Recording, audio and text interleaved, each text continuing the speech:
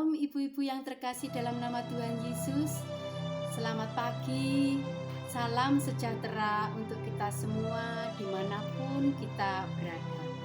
Selamat datang di renungan pagi ini. Semoga ibu-ibu senantiasa sehat, penuh semangat. Kiranya damai sejahtera Roh Kudus melimpah dalam hati dan kehidupan kita semua. Sebelum kita mendengarkan firman Tuhan, mari kita terlebih dahulu berdoa. Mari kita berdoa. Segala puji syukur dan hormat kami naikkan ke hadirat-Mu Bapa.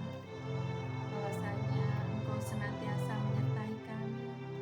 Tidur semalam dan saat ini Engkau izinkan kami untuk bangun pagi dalam keadaan sehat, selamat tanpa kekurangan suatu apapun.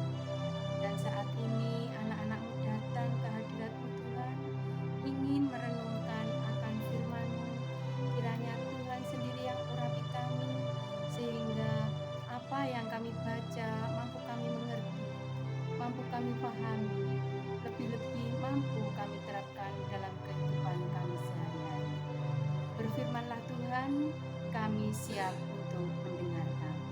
Haleluya, amin.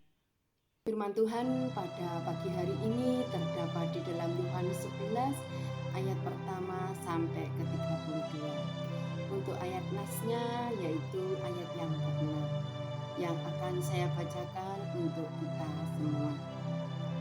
Yohanes 11 ayat yang ke-6 yang demikian firman Tuhan.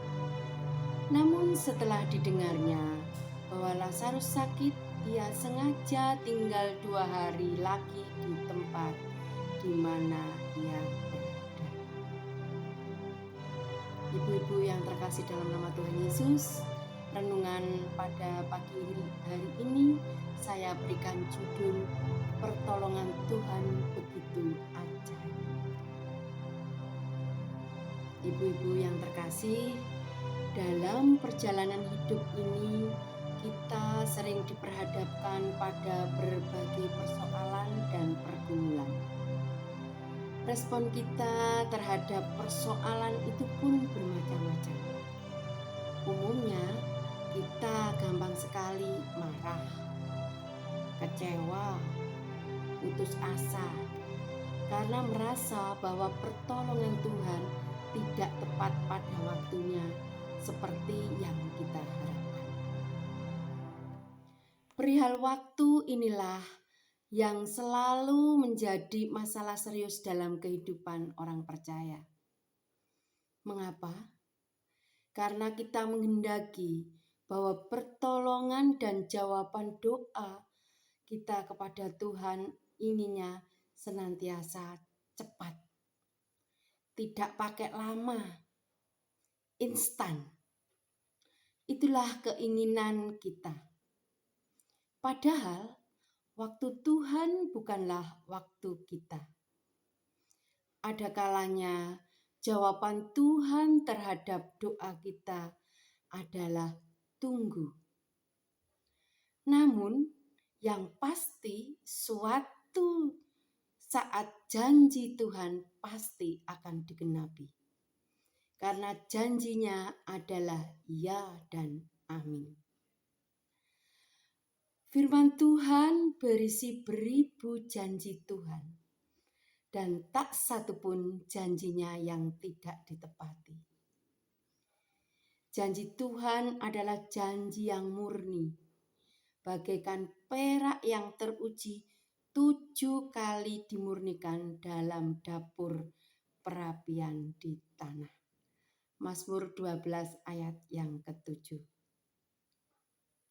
Benarkah pertolongan Tuhan ajaib?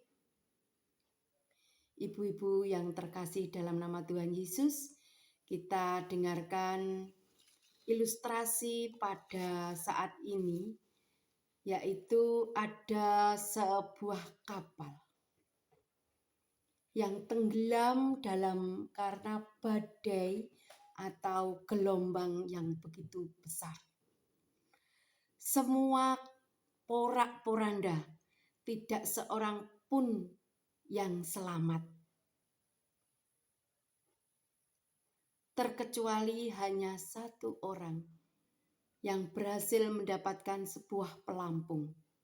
Tetapi nasib baik belum berpihak kepada seorang tersebut atau pria tersebut. Ia terdampar di sebuah pulau kecil yang tidak ada penghuninya dan sendirian tanpa makanan.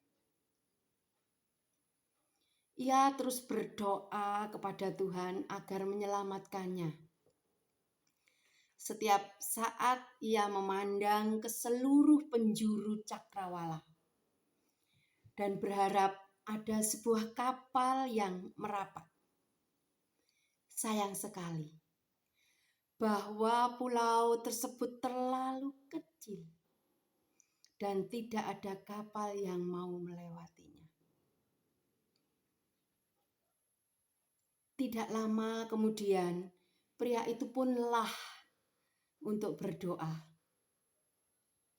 Kemudian ia menghangatkan badannya, membuat perapian, sambil mencari kayu dan pelepah kelapa untuk tempat istirahatnya. Dibuatnya sebuah rumah-rumahan sederhana, tetapi kokoh dan dapat bertahan lama, sekedar untuk melepas lelahnya. Keesokan harinya, pria malang itu berusaha mencari makan karena lapar. Dicarinya buah-buahan untuk pengganjal perutnya yang lapar. Semua pelosok pulau dijelajahinya. Kemudian ia kembali ke gubuknya. Tetapi dengan sangat terkejut, ia melihat bahwa semua sudah terbakar dan rata dengan tanah. Gubuk tersebut terbakar karena perapian yang lupa ia padamkan. Asap membumbung tinggi dan hilanglah semua hasil kerja kerasnya selama seharian. Apa yang dirasakan pria tersebut?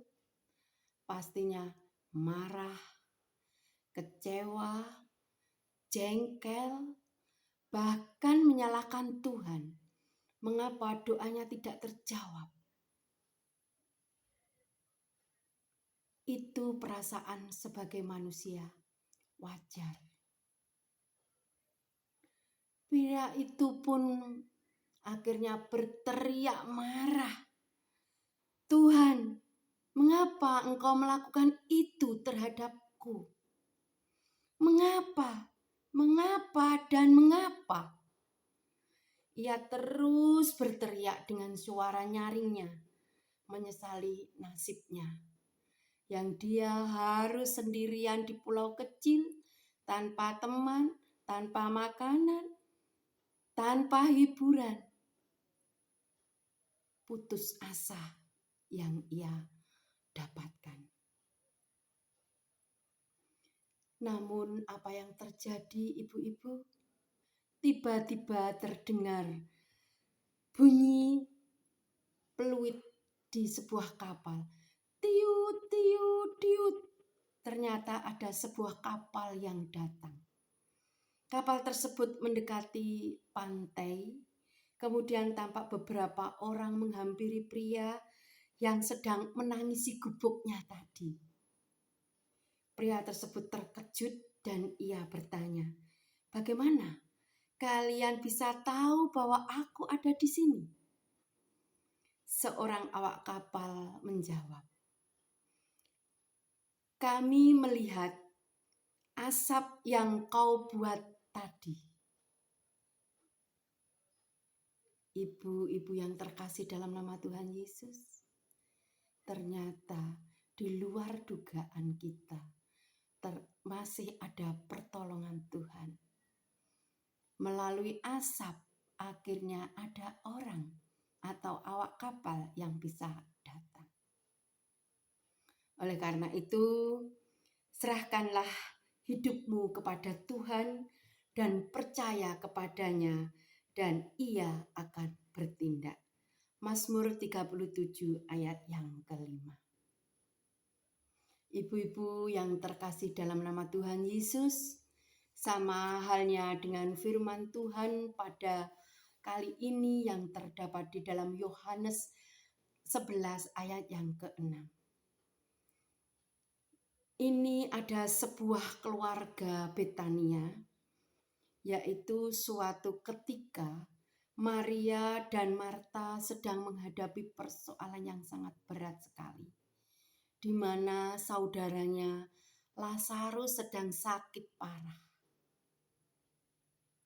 Dengan harapan dia memberikan kabar kepada Yesus untuk segera datang menolongnya. Namun apa yang terjadi? Yesus mendengar kabar Lazarus sakit parah. Dia masih sengaja tinggal 2 hari lagi di tempat di mana ia berada. Setelah itu, sesuai dengan waktunya, Yesus pun datang. Namun apa yang terjadi? Ketika Yesus tiba, didapati Lazarus sudah 4 hari berbaring di dalam kubur.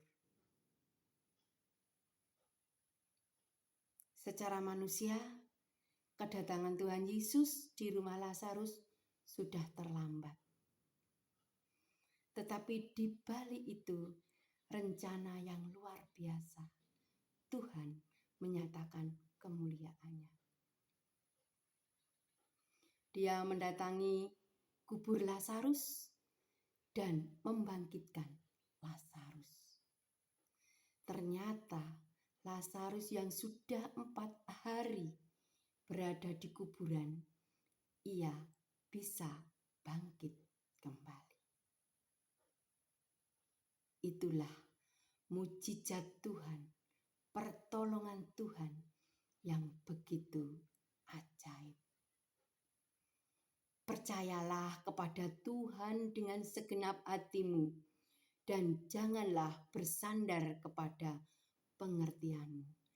Amsal 3 ayat yang ke-5.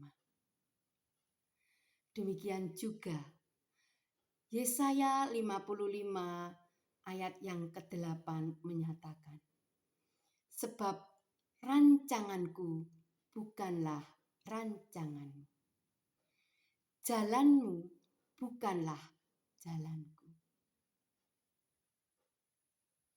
Ibu-ibu yang terkasih dalam nama Tuhan Yesus, begitu luar biasa dan ajaibnya pertolongan Tuhan. Untuk itu mulai saat ini kita dengan sepenuh hati serahkan hidup kita kepada Tuhan. Jangan ragu-ragu. Puji Tuhan, Tuhan menguatkan iman kita untuk kita tetap percaya kepadanya. Amin. Mari kita berdoa.